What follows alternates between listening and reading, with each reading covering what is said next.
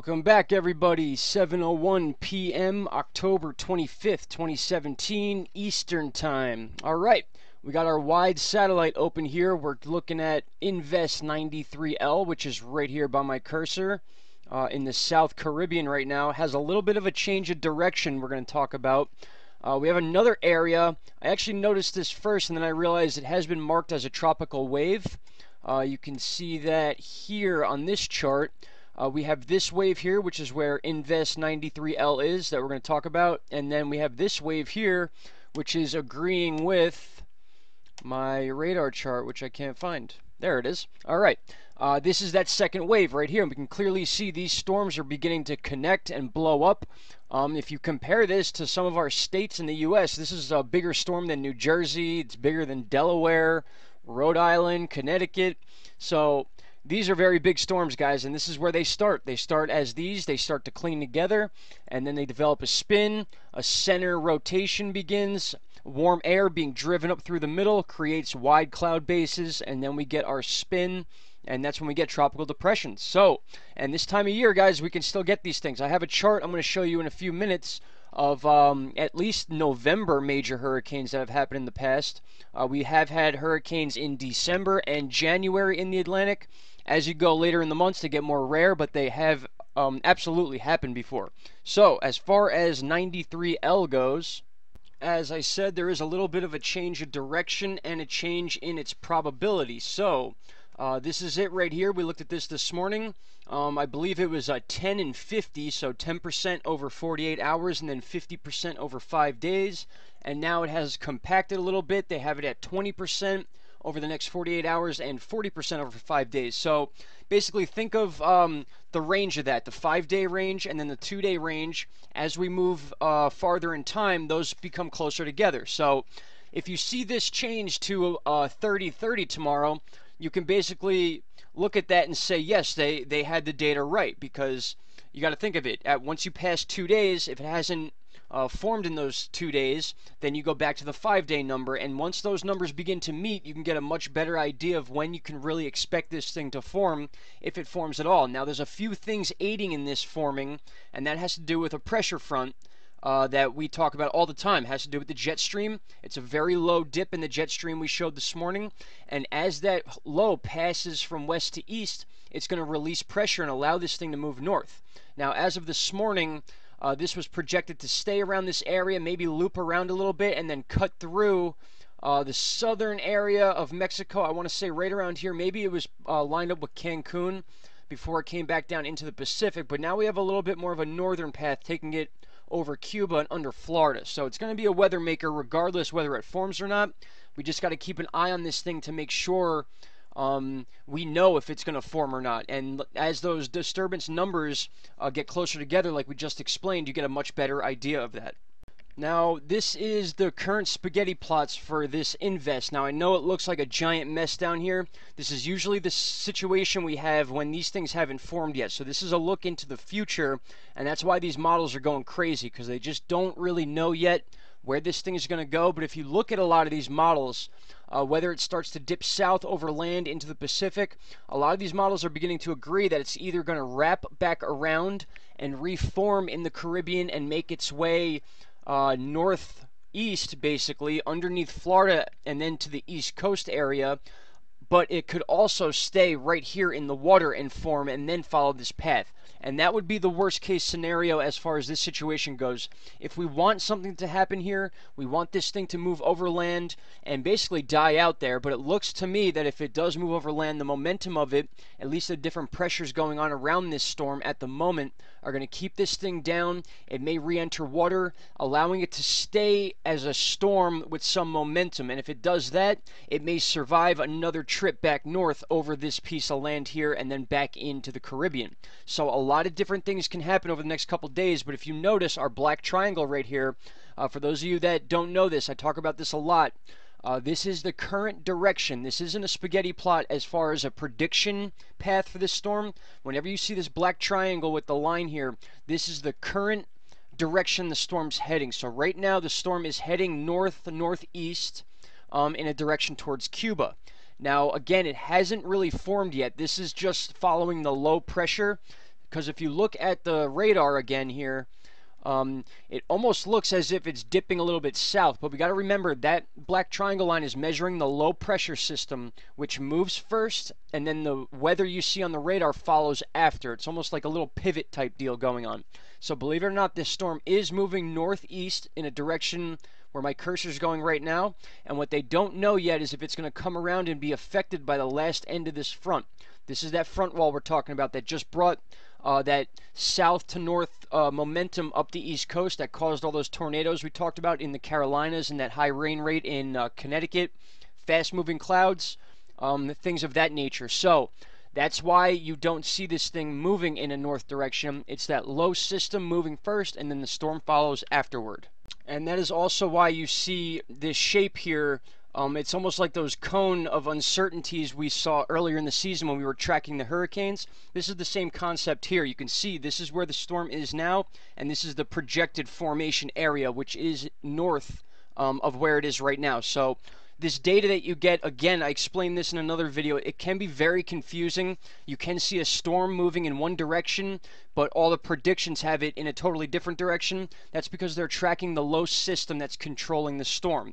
Now, before we move on with the INVEST, I just want to show you in the Eastern Pacific, the Eastern North Pacific actually, if we were to move across Nicaragua and Honduras here, there's another hurricane forming right in this area with the same exact numbers. We're looking at a 20-40 chance here. So 20% over 48 hours, 40% over 5 days, and that is that double low we were talking about. Remember, we saw two lows on this side in the Pacific Ocean, and one of them slipped over this way and then formed into a storm here, and then one came back, and I believe that's what's going on here. That's why we have two separate measurements for hurricanes. We have one forming here on this side of Nicaragua, and then this one here on the other side in the Pacific. So these are going to be two separate storms, and if you remember this morning on Vent2 Sky, by Friday, this thing is going to be an all-out hurricane they're projecting right around this area. So that is something to watch too, because it's still a lot of warm water can lead this thing right up through the Baja and possibly affect areas of South California here. It's not out of the realm of possibility. This has happened before. And again, I'm going to show you this chart at the end of the video of the most critical hurricanes that have formed in the Atlantic, especially in the month of November. So that's something to look out for. This close-up radar chart here gives you a little bit of a better idea of the two separate storms. This would be the INVEST here in the South Caribbean, and then this would be that second INVEST, not really called an INVEST yet, but it is a known formation as of right now, the 2040 in the Pacific. So two separate entities with almost a third blowing up in land right here. So again, just a lot of action going on in this area, guys. It's a lot of warm water. This is a chart I've been looking at the last couple days. Haven't really shown it on video yet, but you can just get an idea. They update this every day. This is from the 25th. You have the date right here. This is the warm water we have going on all over the world. And you can see down here, we're talking 80 to 85 degree water in these red colors. And that is prime hurricane making water. 80 degrees and higher is what we need for those tropical depressions. We got Typhoon Saola over here heading towards Japan. It looks like it's going to loop right underneath Japan and hopefully get pulled out into the ocean. Still a lot of time to see what this is going to actually do. Hopefully those charts are accurate and it doesn't affect this area once again that just got finished with Typhoon Lan. That is currently up in this area now, and believe it or not, that thing's going to get brought across as more systems for Canada and the northern states of the U.S., possibly even big snowmaker up in the Rockies and stuff like that. So we're going to track that as well, but I wanted you to see this chart. Let's see if we can get the link here. I'll leave the link for this. This is a weather underground water chart, so I'll leave this in the description box for those of you that want to check it out. Now here on our water vapor chart, we get a much better look at this low that we're talking about that's basically pinning this storm down into the South Caribbean for the time being. And again, the reason these spaghetti plots that we are looking at are bringing this thing back north and over Cuba and then under Florida is for a few reasons. And one of them is this. This is the back end of that low pressure wall. This is coming down from Canada. We talked about this. This is bringing that cold weather into the States right now. This is that friction we were talking about that caused those tornadoes in the Carolinas, and then that high rain going on in Connecticut. That is this system right here, and you can see the back end of it right here is basically, this is the end of it right here. This is passing over Florida currently. It's eventually going to move south to the south part of Florida and then move away. And what that's going to do, just like it did with some of the hurricanes we were following, including Irma. If you guys remember, Irma was down in this area, moving across the top of Cuba, and the second that high pressure wall that we had moved from west to east and allowed that gap to move up, the thing shot up north to the west of the west coast of Florida. So same situation here. Once this front wall passes into the Atlantic farther, it's going to open up this space, and that's why the spaghetti plots now are showing this storm moving up in this area. And the bad part about that is obviously the warm water. The longer this thing stays out of land and in this warm water, the higher chance of it to form. Now again, we do have Cuba in the way before it would do anything to Florida, so that would help as far as weakening this if it does form into a tropical depression and then a tropical storm. Regardless of all of that, guys, even if this does not form into a tropical storm, this is going to be a big rainmaker for Florida yet again. So that's based on the current data. That may change. Again, this thing could stay a little bit to the west and affect areas in the Gulf, and then it's too far out to really tell what states would be involved in that. We don't know if it's going to form yet, but the point of this is that this bottom part of the wall is passing to the east into the Atlantic, and that's going to open up this whole area for this system to then move north. They naturally want to move north unless there's a force pinning them down. We saw that a lot this year with those hurricanes. So again, just another thing we need to watch out for as far as what's going on around these storms. It's not always about the storms themselves. These storms can't do anything unless there's situations around them that allow them to happen.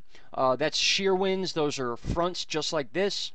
This low jet stream, had this shown up a couple days later, it more than likely would have pushed this storm out in this direction, far away from Florida, and become a non-issue. But because this front wall is passing when it is, it's going to allow this storm to then move freely north. And that's when we really need to pay close attention to this thing. And finally, we'll look at the tropical tidbits, the CMC model. Just another bit of information that is showing that this thing wants to move north. Now, we are at the 27th right now, so this is 2 days ahead. I'll back up to the 25th right there. So just keep an eye on this area. We have the low system here. We have one over in this area, just south of Honduras in the Pacific Ocean, and then a third one out here in the Pacific Ocean. And as I move forward, you can see they begin to combine. Two of them combined right here. This one moved out a little bit. This would be that hurricane that we're going to see possibly on Friday in the Pacific. And then we move forward here. You can see this one moves back over, looks like Nicaragua in this area, and then it's going to move back into the Southern Caribbean. And it does right there, and you can almost see a little bit of a Fujiwara going on here, guys. I don't know if I've said that word enough this year, but there it is. You can see it happening right by the gap here. I'll move forward a little more. We can watch it. And there, they're spinning around each other. You see that? It's almost like an infinity symbol.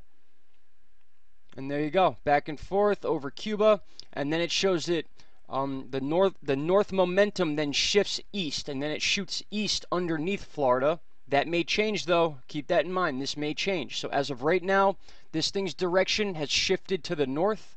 They're projecting it to move up to the west part of Cuba, and then makes an eastern shift underneath Florida, maybe affecting the Keys first, and then out into the east, and then hopefully being pushed out by the jet stream. By this time, we just don't know yet, too far out to tell. But if that stays true, that's what we're looking at. This may become a significant system up into the northeast. And now, because we are basically into fall in the northeast, that changes the situation here, because we're not looking at tropical weather at this point. This may become a colder storm. Who knows, guys? If it's cold enough in the northeast when this thing gets up here, this may be a snowmaker. You just never know this time of year. That's why it's so interesting with tropical storms that form down here. They're forming in warm water. Okay, so they are tropical systems, but then as they move up the east coast and into cooler water, they become a type of nor'easter type deal. So very interesting stuff going on here. If you ask me, I don't remember seeing a lot of these types of storms, at least last October. I was following this very closely last October, even though I wasn't posting videos on it. But again, over the next couple days, we're going to be seeing this chart a lot because I'm really going to focus on the small little details of this thing shifting its pattern, because this thing could just as easily stay on the west side of Cuba and come up to the west side of Florida. And if it does that, we're talking a lot more warm water for this thing to deal with. So a lot of different things can happen with this storm, and that's why it's being a pretty big deal. I mean, at least on the Weather Channel, you're not going to read about this or see it on the local news as of right now, unless it becomes a tropical depression. Then it'll be big news. You know, they always wait for it to be a situation before they even tell you about it, which is also why I like doing this stuff, guys, to keep people informed.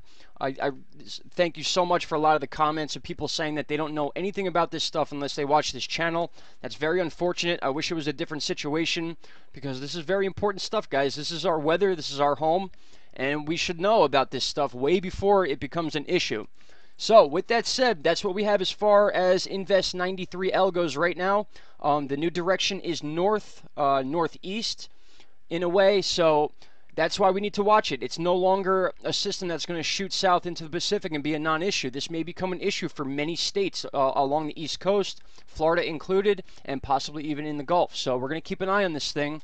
And now I just want to show you really quick this chart before I let you go of the November hurricanes that we've had. Now, when I was searching for this chart, I was trying to find one that would list these storms as based on year.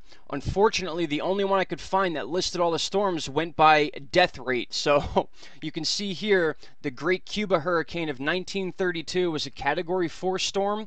This was in November. It began in the 4th. And then I guess it died out in the 10th. Again, this was 1932, a long time ago, but that doesn't matter. This is, a lot of these storms have to do with very busy hurricane seasons, which we've had. So this is definitely something to take into account when looking at this chart. Now, the Great Cuba Hurricane of 1932 killed 3,000 people. We have to remember, we didn't have the technology we have now as far as warning systems go. So a lot of that was because people just had no idea that this was happening. And again, a lot of these storms didn't really do much to the U.S. You can see here, Hurricane Lenny in 1999 was a very significant storm, Category 4 storm, guys. In November of 1999, from the 14th to the 21st, 15 people died in that storm. But this happened in the Lesser Antilles, which is that strip of islands as you're moving from from east to west in that lower western warm water belt that we always talk about. And then you move on to Puerto Rico, Dominican Republic, and then up into the Bahamas. So some of these storms didn't affect the U.S. directly, but the reason I'm showing you this is for the formation chances. These are all very significant. This isn't even all of them. This is the more significant ones that formed in the month of November. So what do we have here? We got Hurricane Gordon in Haiti, Gulf of Mexico, early 1590. I don't even know how they have this recorded or even know how many people died that long ago. Hurricane 7 here, 1912 by Jamaica, Category 3 storm. Hurricane Sandy, guys, October. We're rating those dates right now, so that's why I was showing you those relations with this possible storm that we're dealing with now, INVEST93L, and the Category 2 Sandy storm that went up to the northeast. Hurricane Noel, Category 1, Haiti. What else do we got here? Hurricane Michelle, Category 5, Honduras, Cuba, Nicaragua, and Jamaica. That's in the Caribbean. That could just as easily be a Florida storm right here, Category 4. We talked about Hurricane Lenny, Tropical Storm Odette, Dominican Republic. Just a lot of different storms, guys. And then Hurricane Kate, Category 3 in Florida, November 1985, from the 15th to the 23rd. So I do have charts for December and January as well. We'll look at those in another video, but I just wanted you guys to see that just because we have that November 30th cutoff date, it doesn't mean it's dead quiet in the month of November. We don't get a lot of hurricanes in November. It is more rare as the months go by, but you can see right here with your own eyes, we've had some major storms go on in November, and believe it or not, in December and January, we've had some storms that did some more damage than even these did. So we're going to check those out in later videos. I'll let you guys go for now. This was a pretty long video, but once again, we're going to touch base in the morning. We're going to see how our invest changes in the next 8 to 10 hours. And that's it for now, guys. I hope you have a great night. Thanks for sitting and chilling with me, and we'll talk in the morning. All right, talk to you later. Bye-bye.